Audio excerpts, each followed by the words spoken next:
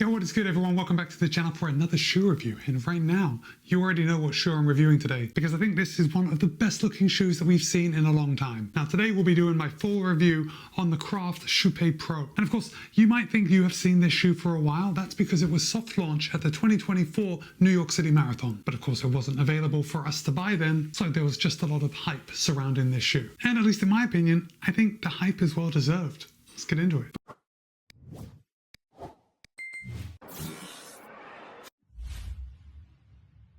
Before we get started, I do just want to say that Craft was good enough to send me this pair of the KYPE PRO for the purpose of review. However, they haven't told me what to say. They don't have any editorial privileges, and all the thoughts and opinions are my own. With that said, you're going to be able to pick up your own pair of the Craft KYPE PRO for $300. And of course, I'll place a link in the show notes below in case you want to pick up a pair for yourself. Okay, so two things I want to talk about right off the bat. The first is pricing. Yes, the KYPE PRO is $300, and that is on the upper end of super shoe pricing, but it is what it is. I actually don't think it's going to be long until we see the rest of the super shoes coming up to that pricing, and I think pricing it at $300 kind of positions it as a premium race day shoe. I don't know. But let's just put the price aside for now. Yes, it's a bit expensive. Is it worth it? Like everything, you're going to have to make that decision for yourself. I will say this before we get started though. It's not worth it. The second thing I want to talk about right off the bat is the name. Of course, to the native English speakers out there, you're going to see that word KYPE and you're going to want to pronounce it KYPE. But by now, I've said it so many times, you know that the correct way to pronounce the name of this shoe is KYPE PRO. And for those of you who are wondering,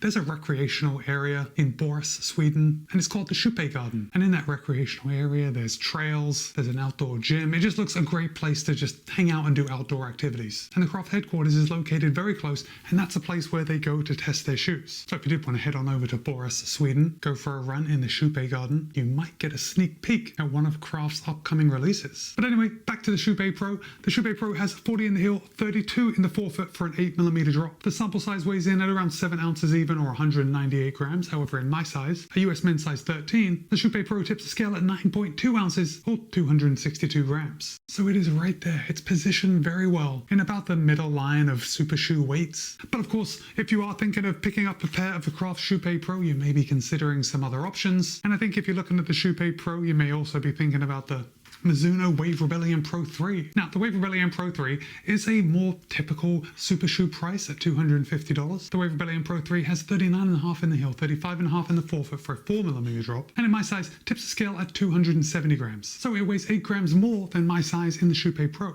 Next up, I think you'll probably be looking at the Nike Vaporfly 4. Now, yes, these two shoes do look very similar in these colorways, but the Vaporfly 4 has 35 in the heel, 29 in the forefoot for a 6mm drop. It costs $260, and in my size tips the scale at 218 grams, so very light. I don't think there are many shoes out there that are going to compete with the weight of the Vaporfly 4, but we do have a lower stack and a lower drop in the Vaporfly 4. Next up, you might be considering the Tracksmith Elliott Racer. Now, the Tracksmith Elliott Racer has 38 in the heel, 30.5 in the forefoot for a 7.5mm drop. It'll cost you $280, and in my size tips the scale at 269 grams. So it weighs 7 grams more than the Craft KYPE PRO. And finally, I think you also might be looking at the Adora Garrett Carbon 2. Now, the Garrett Carbon 2 has 39 in the heel, 34 in the forefoot for a 5mm drop. It will cost you $300, so the same price as the Craft KYPE PRO, and in my size tips the scale at 264 grams, so it only weighs 2 grams more than my size in the KYPE PRO. So one thing's for sure, you guys have a lot of options when it comes to super shoes. And the Craft KYPE PRO doesn't make it any easier because it is very good. But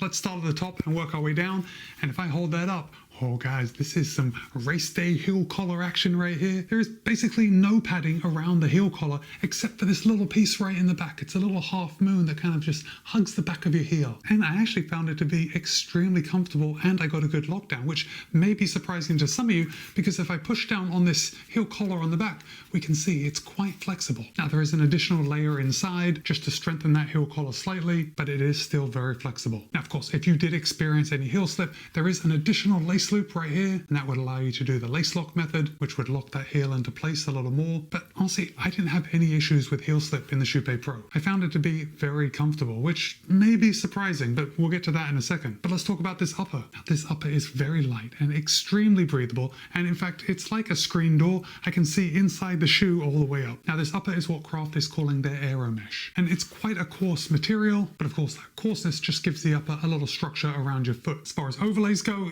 there really barely aren't any. We have the logo only on the lateral side, nothing on the medial side, and the logo is sublimated, so that's not adding any weight. There is an underlay coming around the toe box, which again is just giving you a little structure, which also contributes to a lovely toe box fit in the KYPE PRO, which I find very satisfying in race day shoes, because sometimes a race day shoe can just feel a little tight, maybe a little restricting, and in fact that's usually the case. A race day fit is usually a little tighter than, say, a daily trainer fit, but I found my toes had plenty of room to move about in the toe box of the KYPE PRO. There are some overlays coming along the eyelet chain, but the eyelet chain itself is actually saving a lot of weight, because ultimately Craft hasn't added anything to make the eyelet chain. Kind of made a couple of slits in the upper and they've fed the laces through. Then they have just reinforced that area with an overlay, so when you cinch down on the laces you're not like pulling the upper or ripping it. I think it works very well and it looks fantastic. Like the eyelet chain just looks very much a part of the upper of the shoe. Speaking of a part of the upper of the shoe, let's come to the tongue. Now the tongue is a knit material and it is sewn directly into the upper. So ultimately the upper is one piece. And if you like a one piece upper, then great, you are going to love the KYPE PRO. But I want to show you where I ran into a slight problem. And if I hold that up, I think you're going to see the problem right away, even though my foot isn't in the shoe. And that's the eyelet chain is kind of bunching up that knit tongue. Because for my foot at least, the upper of the KYPE PRO is a little too voluminous. So because my foot didn't actually fill the entire void, I had to cinch those eyelet chains together. And in turn, it made the knit tongue kind of buckle in the middle. Now, you might be thinking, that's a problem, right? If you cinch those eyelet chains together and you get that buckling, maybe it's going to create a hot spot on the top of your foot. Well, that wasn't actually my experience. I can't actually tell you that I felt any difference. The KYPE PRO felt wonderful on my foot, but looking down and I see that knit tongue kind of buckling in the middle, just kind of looks a little funny. I mean, I know Craft can't make shoes specifically for every type of foot, and it's clear that the shoe was designed with a foot that has a volume just a little larger than mine, but I don't want that on its own to put you off buying the KYPE PRO, because it actually made no difference to me at all, at least effectively when I was running. Okay, let's come down to the midsole. And for the midsole, you are not going to be surprised to hear that this is 100% Pebax. This is Craft's XX foam, and it's a beaded Pebax. It has a low density, it's flexible, it's strong, and it has unmatched rebound. Now,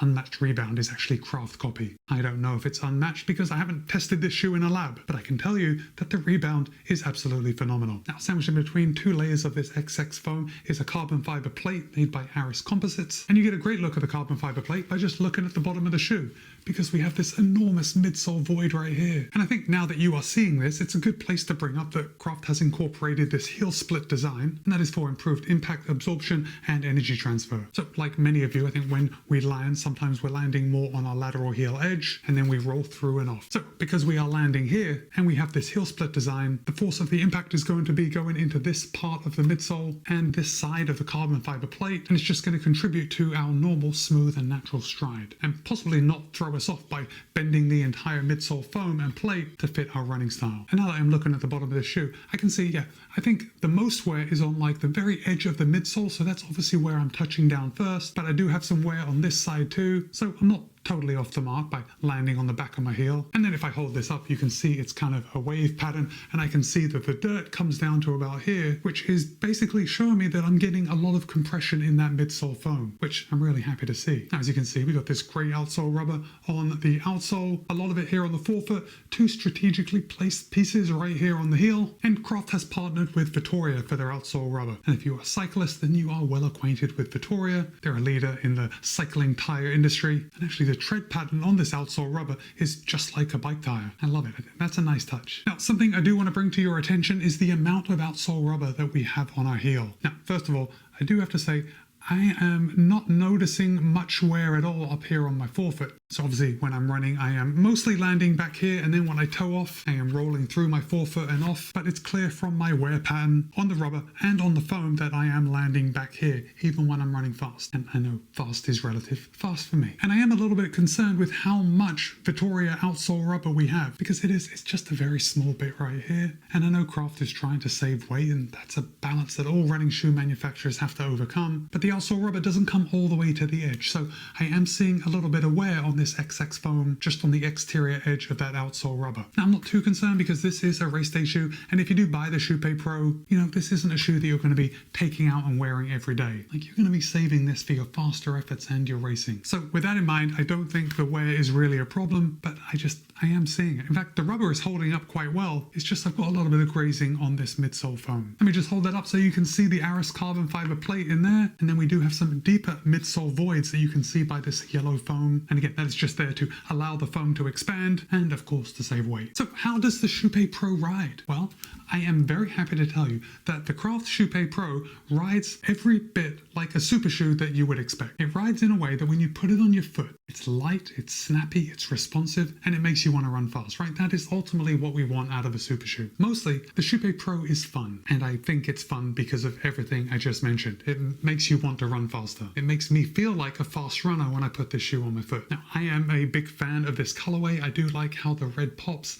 and when I'm running at sunrise, just that twilight really makes the color pop. Of course, I don't think that really matters to you. You want to know about the performance, but it has the performance. It also just has the looks, at least in my opinion. The geometry of the KYPE Pro, it's very smooth. I think it works for me. Now again, when I say it works for me, let me tell you what doesn't work for me. And I think maybe the Nike Alpha Fly 3 isn't really a shoe that works best for me, or at least I love how it rides when I'm running fast, but the geometry, or at least the plate geometry, doesn't encourage me to go as fast as the Vaporfly. Does that make sense? So with that in mind, I'm going to say that the KYPE Pro is more Vaporfly-esque, even though that Aris carbon fiber plate is not as scooped as it is on the Vaporfly. It is fairly flat, but there's something else going on with the geometry of the KYPE Pro that just makes this roll very nice and feels very fast. I think the XX foam it's right there in that sweet spot. It's definitely not too soft. No one's going to call it too soft, but it's definitely not firm. So as an example, as like one end of the spectrum, I think the Tracksmith Elliott Racer is softer than the KYPE Pro. Zoom X foam is softer than the XX foam on the KYPE Pro. Oh, the Endorphin Elite. The original Endorphin Elite I found to be quite a bit firmer than the XX foam on the KYPE Pro. So